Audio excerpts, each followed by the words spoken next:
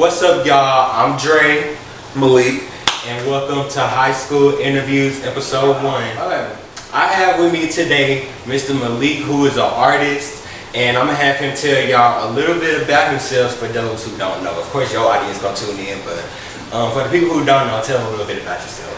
what's up, everybody? I'm Malik. I'm a singer, songwriter, actor, producer, media personality, all things of that nature. I've been doing this since I was a kid, but professionally for the last 6 or 7 years, and here we are. So, 2022. How do you think this year so far has impacted you and your career and so on? It's been wild. It's been a roller coaster. We good now, but boy, it was 2022 been a ride. I think the highlight of the year was my music festival for my birthday. But then after that, it was. Oh, it was on your birthday. Yeah, it was my birthday. It's been a lot of depressive spells this year. And then like I've been getting writer's block too lately because I'm just like, man, we've been locked in the house for so long, and I'm already antisocial. I got social anxiety, so I don't be out in the streets like that. I am not someone walker. Like, you know what I'm saying? Like, she do more than I do. I be like, I'm locked in the house. If we not hopping on the plane, don't call me. Right. So I write from real experience. So like, ain't been much to really experience other than being inside the house. So, and like, the shit show that is the world. But so I've been trying to work through that. I'm a little bit better now, but it's been a roller coaster. But we coming closer to a high right now, and I'm gonna try to ride that for as long as I can. So. As you should.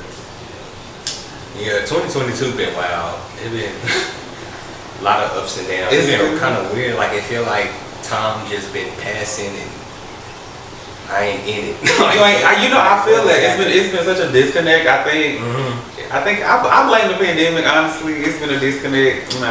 Yeah, that's a part of it. That's a big part of it. But yeah. Did you see the BET Awards Sunday? I was out working, but I got the highlights. Shout out to Chloe doing what needed to be done. She always do it. She's a child. She's a child of destiny. So I trust her and her judgment.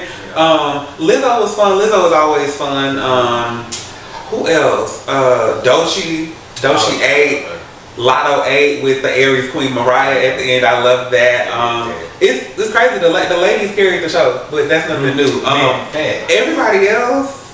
No comment. And one of my friends was actually out there, and I was like, everybody else, no comment, I saw Taraji did good. Taraji's a Howard alum, so I gotta shout her out. She always do good, she gonna always do her thing with the. Actually, 2 Howard alums, because Taraji went to Howard and Diddy went to Howard. So yeah. Shout out to HU, the real HU. Is that where you went to? Yes. Shout out to the real HU. They bring a lot of talent, but yeah. I saw a lot of mixed reviews about Money Long's performance. Oh, I forgot about Money Long. I fuck with her, man. AKA Priscilla Renee. I remember her back when she was doing like rock pop stuff. I liked it. I think she was probably just nervous. Like, that's normal. Because that's her first big performance. But I love the homage to Lola Falana, 70s singer. I love when new artists go back and pay homage to the people who paved the way. Like, we caught it with Chloe with the Janet homage, and it was a little bit of Cater to You, Destiny Child sprinkled in there too. I peeped, and Adina Howard. I was like, okay, so I love when they go back and like pay homage and Mooney Long. It's so hard for me to call her about her name. Priscilla. She did good though. I think she was a little nervous. I don't know what was going on with. Every other performance had like a mic and sound issue. Yeah, people was drinking Giveon But I'm gonna tell you right now, Beyonce and Parkwood made sure Chloe was good, and that's all that really mattered to me. Oh yeah, for sure. They wasn't gonna mess that up. Listen, they was gonna get a phone call like, "Nah, I already didn't show up. Don't make me." And I think this her second award show performance. So yeah, they're not finna add no mistakes. Yeah, but I saw Giveon's performance, and I just like, okay, I felt like he couldn't hear himself. He probably couldn't. He was pissed. Because it was like he couldn't hear himself, and then you could tell. And I heard him sing live before. He could sing live. You could tell by his face. He was pissed that his sound was up, and he just couldn't catch it. He was like, you know what? Because it would have been worse if we just walked off the stage. He was like, let me finish it. But he was maybe having an off day plus the sound. I'm going to give him that. He carried it, though. Like, I don't know what I'm saying? It wasn't that bad. He carried it. I don't know why people, but people gonna make the worst out of anything. That's true, but I think people can drag. When you compare, I think it's one of those. When you compare the dudes' performances from the BET Awards to like the women, oh yeah, it was just like it wasn't. Are y'all even trying? Like, yeah.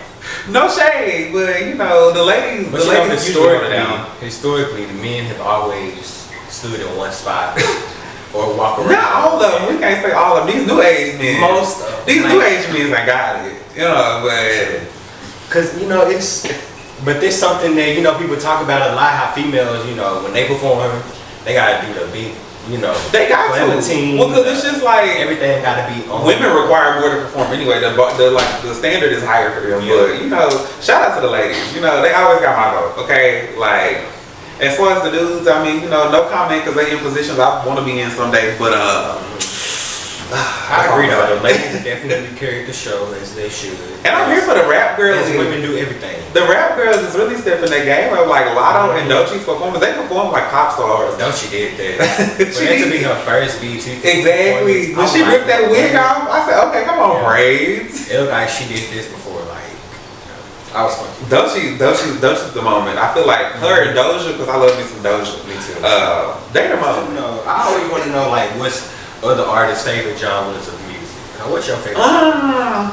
It depends on the day, cause like some days I be in my R&B bag, and some days I'm a full blown white girl, and it's like pop and alternative rock and emo music. I love that. I even like country. I can listen to everything but heavy metal. Heavy metal is the only music I can listen to because number one, if my head hurt. Number two, I feel like I gotta pray afterwards. Like I feel like I'm doing some devil worship. I feel that. But other than that, I can listen to everything. It depends on the day. I think R&B is always home, of course. Mm-hmm. But I love rock and electronic music and dance music. I've gotten a chance to play around with it like on my second album, but this album I'm working on now, I'm playing around with it more. I want to like dive into it all the way, but I got some other stuff I want to check off my list before I do it. But yeah, once I get real good on the guitar. Oh, I'm coming in with like the mascara, eye makeup, like the rock star boots and shit. You should. I can see that. You should definitely do that little, the rock star theme, whole album. I definitely want to. I have some stuff written. I'm just one of the most recent projects that really inspired me to try something different, like for an entire project, was that Tory Lanez when he dropped that '80s album.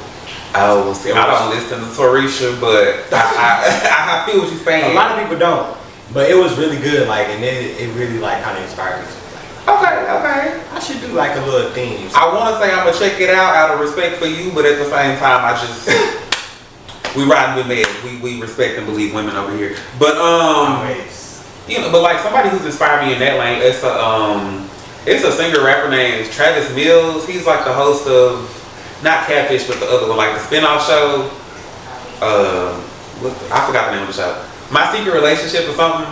And he's like, he has a band called Girlfriends that does like emo rock music, and I love it. But it's like a sprinkle of hip hop. I also love Machine Gun Kelly's last album. I was like, yes, rapping is not for you.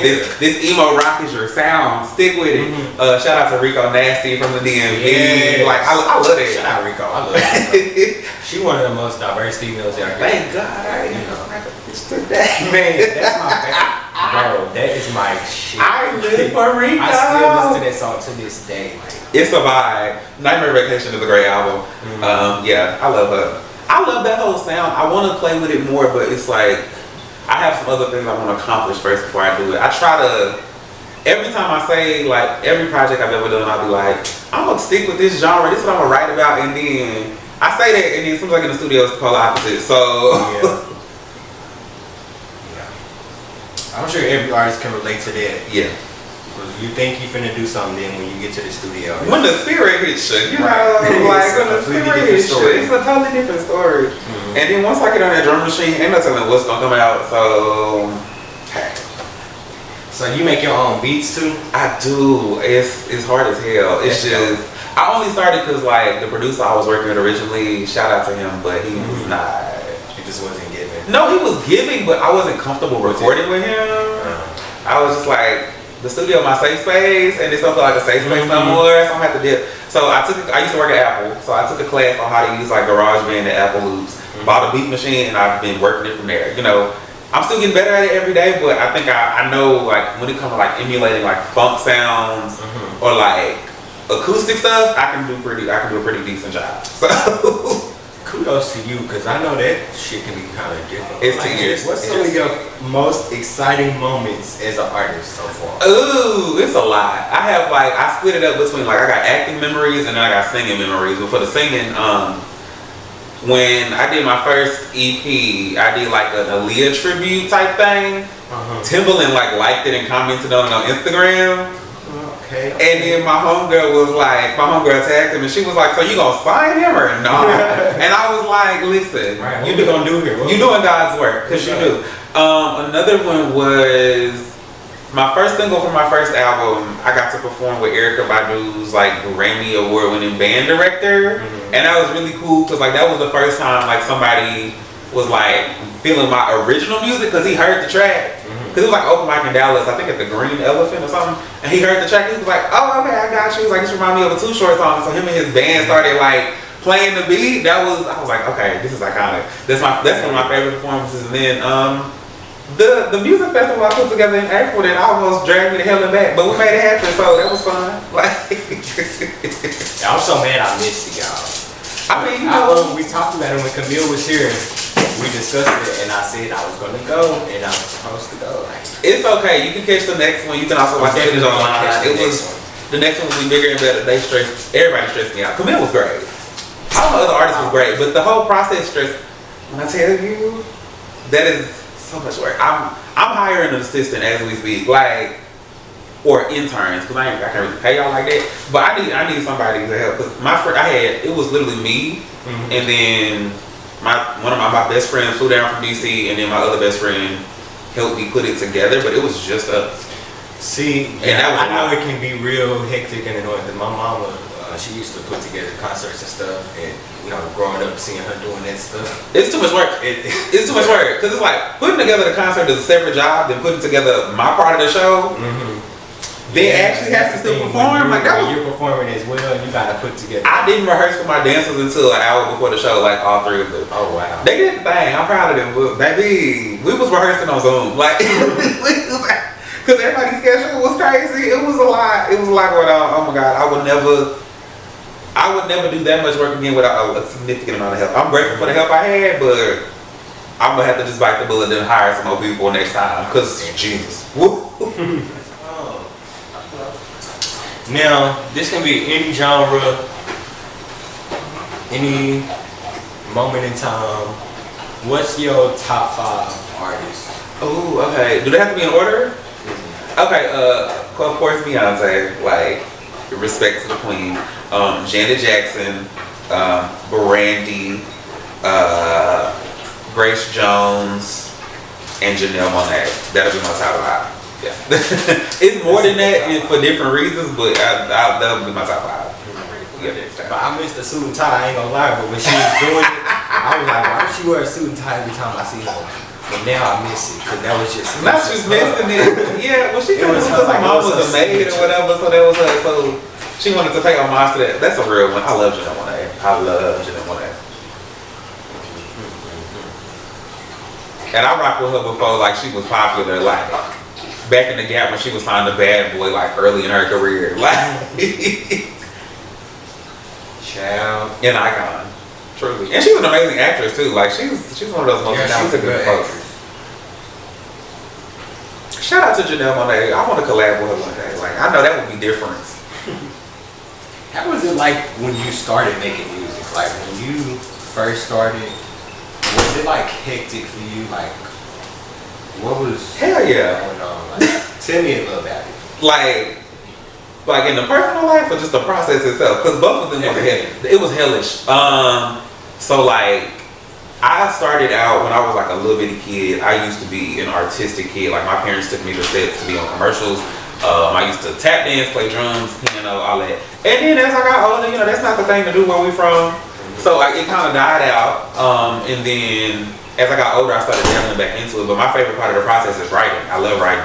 So like that was kind of my gateway back into music. And then senior year of high school, I had an extra free class period. I decided to take theater. I ended up doing like start getting involved with the theater department, and I did a musical, and my vocal coach, who's still my vocal coach to this day, was like, I wish I would have had you when you was younger, because she was like, you act like you scared to sing now, and I wish I would have had you. I was like, okay, bet. So went to college, came back home from college, and I was like, I'm gonna try this acting and music thing out. So I started going to voice lessons every week, and then working with my uncle, who's a producer, child, and amazing producer. I learned a lot, but the environment was not safe. And writing wise, I was going through a lot. Like, my mind was all over the damn place. I did a year at Howard as a marketing and hospitality major, and had an internship and all that. I was like, I love the college experience, but I hated college, like going to class every day. I was like, I gotta take math classes. I was like, nah, I can't do this. So I came back home and I was like, I kind of felt like a disappointment, because I was like, out of my whole graduating class, I went the furthest away to school. Other kids in my school applied to Howard, didn't even get in. I'm up here with a partial scholarship. I'm like, oh my God, I failed. I'm a failure. Then I come back home, and I'm dealing with that, because I ain't gonna lie, I'm an Aries, I'm the only child, I'm an overachiever. I don't lose. Like, you know what I'm saying? So that was my first time losing in life, you know what I'm saying? I was like, oh shit, I done lost. I was depressed as fuck. And then my parents, who had been together for like 30 years, were going through like a really ugly divorce. So I was like, I needed an outlet, and music was that outlet, and my first album is nothing but depressive vibes. So but sometimes you gotta get that out though. You do, and that's where it came from, you know what I mean? Like, it laid the groundwork for where we are now, so I mean, I'm not mad about it, but looking back, yeah, it was so much going on. It was so much going on. I was going through it. I'm better now, but I was going through it. So I wrote myself through that, and that's where all the stuff from my first album came from. Like, we just trying to figure this life shit out. Like, honestly. Now, what's your favorite out of like the theater? Because I used to do theater too. When I was in college, I did theater, and I was like always into it. When I was in church, I did theater, church and stuff. And I was just always, doing all type of different stuff. But like, what's your favorite thing to do out of theater and music? Theater is fun. And why? Theater's hella fun, but theater and the acting thing, I still dabble in it, but like the last 2 years especially, I've narrowed it down to just music. Like, I do a commercial every now and then, I'll do like a short film every now and then, but because with music, I got full control. Acting is like, I can practice all I want to. Somebody got to give you an audition, right? Just, if ain't nobody giving you no auditions, then what you supposed to do? Because I did the whole Tyler Perry thing and called myself writing, producing, and starring in a short film. It's a lot of work. I ain't gonna lie to you. Would not recommend unless you got a team behind you. So I was just like, acting got boring. Like, I still do it from time to time, and if the right role comes along, I'll do it. But acting got boring. Music is a challenge. Music is a new experience. So music is definitely my number one. Now that could always change, because if I find something, if I get an acting role that I really love, then they might switch. But music is number one, because I'm a control freak. I'm in charge of my own like failure or success. Yeah. I'm in charge of what's putting out there. I can rock with that in music. Acting, you don't have much control. All you can do is be prepared, and that's about it. And I don't like that. And just hope for the best. Exactly. And I don't like that. I dealt with so much racism and the acting thing down here. I just no.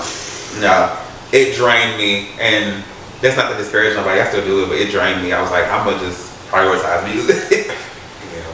I can relate to that. But right now, I've had some roles in some short films or like commercials that like, this is cool, but overall I'm just like, yeah, nah. And then I was signed to an agent for like 2 years. The first year was great, the second year was hell. I was like, after that I'm like, ooh, I don't even know if I want to be involved in this industry anymore. Like, like, oh my gosh, y'all are a lot. If I let the chocolate sing on some of these productions.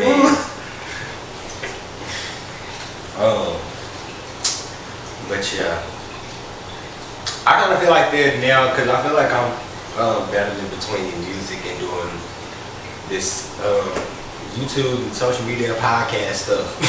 Like this arena is new for me, because I started my podcast last year. It's new for me too. What you like better? I think you can do it all. You just gotta balance the time and just go with the flow. I don't think I like either one better. It's hard, but you gotta balance your time. What's some tips you have? Balance your time.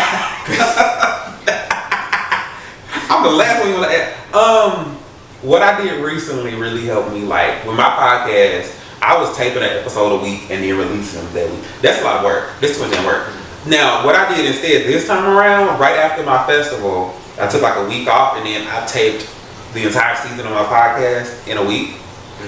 And then that way, I just released the episodes, so that way I don't have to deal with that no more. I got it out the way. That has helped me a lot because I've been able to be in the studio all night, not worried about, I gotta take the podcast this week. It's done. It's sitting in my Google Drive, waiting for me to put the final finishing touches on it and hit send. So like that has helped a lot. And then just try to set a schedule, like, and not being hard on yourself. Like, I'm real hard on myself if I'm not in the studio every night, but it's okay. You need to give your voice a rest. You need to give your mind a rest. It's okay to reset. But when you get in there, make sure you're doing work. Like for me, I type my music on my phone sometimes, or like I'll write it out, but phone is on do not disturb. Like TV is off. I'm doing my thing, and I think that helps too because it's like focus. I'm not being distracted. So yeah, that was my tip. Most of the time, I have to write in my car. I feel like because that's where your mind is. I feel it. My voice notes, I can make an album full of voice notes. That's where most of my stuff starts. Like I'll hum out a melody and then get in their notes and be like, okay, so you never know when the vibes and the mood is gonna hit you. But yeah, balance. Try your best to balance and get on somewhat of a schedule. I know it's crazy as hell these days, especially just like we in an industry that's not kind to schedules. Shit be all over the place.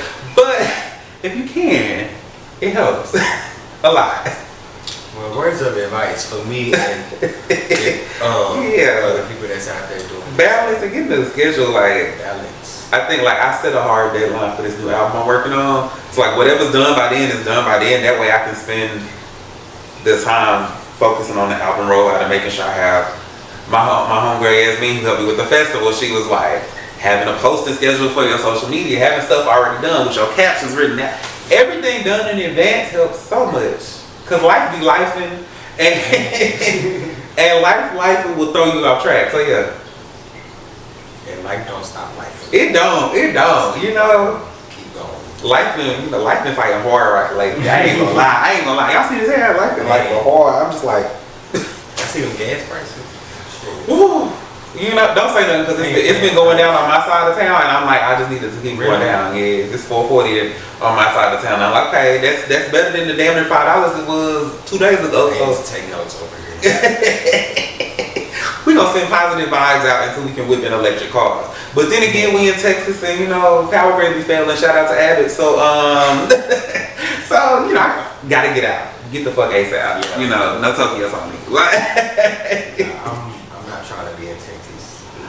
Have to be. The ghetto. We love it, but it's still the ghetto. Okay. Now, what is one big goal that you hope to accomplish by the end of this year? Ooh, just one? Or you can say multiple. I got a list. I try to hold myself accountable. For this new project to be my best work creatively, but also from a marketing standpoint, I'm trying to hit 1 million streams this year. So that'll be first, and then I want to go on tour. I really think it's time. Like I get a lot of people who support me from other places, so I think it's time to tour. Especially before what's going on? What's the name of it? Before we get another recession, I want to tour because I want to take the money before the recession. So yeah, touring 1 million streams. This album to be perfect, and I want to get back into acting more again, more so in roles that I actually love. Like I would love to do like sci-fi stuff or action adventure stuff, or even something dramatic. I'm just all the roles I've been getting lately. I'm just like they cool, but they boring. Cause like they are like doing a commercial is cool, but like that's only a day or two of your time. Doing a movie or a short film where you actually gotta like act, you know what I'm saying? It's a different ballgame, but I want to try it. I haven't done it in a long time. I miss it.